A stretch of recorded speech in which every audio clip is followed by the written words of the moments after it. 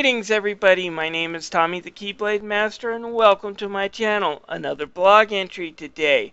This one's going to be short and sweet because this area of the game is short and pretty BS free. Like I said, getting into the last batch of temples is easy. There is no Twilight Realm, no fetch quests, and there are plenty of side quests like bug hunting if you want to. But for the most part, it's just getting into temples, and it's pretty easy. Alright, back to the bar to look at the map and the next clue. Then warp to Zora's domain and head to the basin and find one of the side exits at the bottom that leads into the mountains. Once there, talk to the woman there for a picture. Show that picture to Zora and he tells you to go see Prince Relish back in Kakariko Village. Go to the graveyard and show him that picture and get a special lure, and then it's time to go back to Zora's domain again.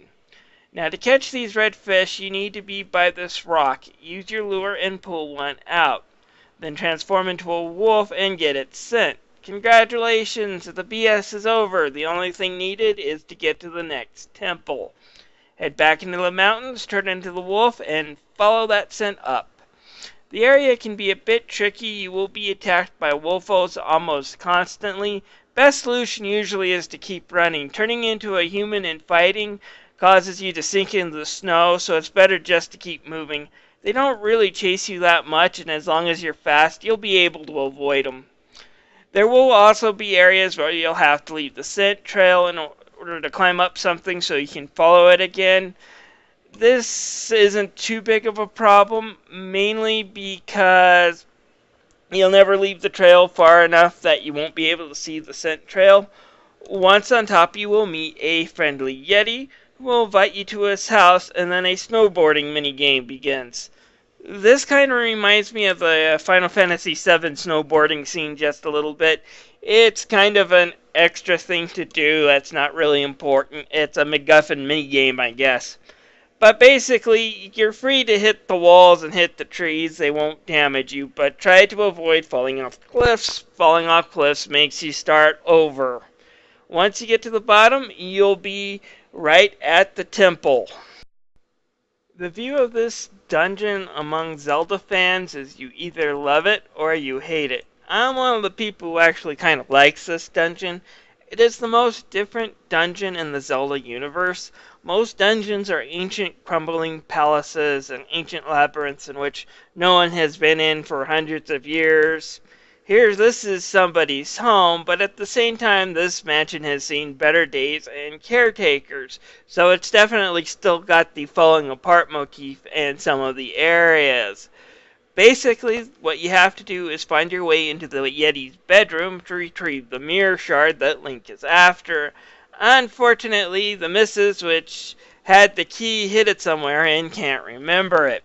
So she's going to send you on a few wild goose hunts. But each time you end a wild goose hunt, you'll get an ingredient for the Yeti soup, which will enhance the amount of hearts you get back from drinking it, which is a good thing because there is no heart containers in this dungeon. You're going to be relying on that soup to keep you alive. Also, after beating this temple's mini-boss, you will get a really cool weapon called the Ball and Chain. You know, because Link left his other ball and chain with amnesia back in Kakariko Village. Well, my horrible jokes aside, this is a fun to use item, especially in this dungeon, because there's just so many things to smash to pieces with it. It's not really useful outside of this dungeon, similar to the gear, but it is really fun to use while you're in this dungeon.